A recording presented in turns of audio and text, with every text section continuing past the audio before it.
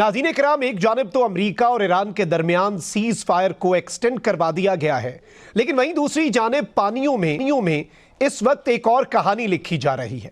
एक जानिब अमरीका का नेवल ब्लॉकेड, लेकिन वहीं दूसरी जानिब ब्लूमबर्ग की यह रिपोर्ट कि ईरान के 34 बहरी जहाजों ने अमरीका की नेवी की नाकाबंदी तोड़ दी है।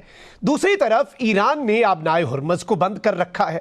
ईरान ने भी 2 ऑयल टैंकर्स को कब्जे में लेकर न सिर्फ उन्हें अपने साहिलों पर मुंतकिल किया, बल्कि उन्हें कब्जे में लेने की वीडियो भी जारी कर दी।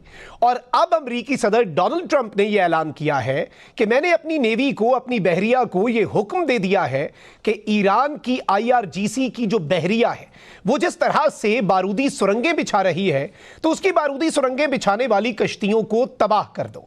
अब एक तरफ तो सीज फायर है, एक तरफ तो पाकिस्तान की सिफारती कोशिशें जारी हैं, और ये सिफारती कोशिशें पाकिस्तान ही करने की पोजीशन में है।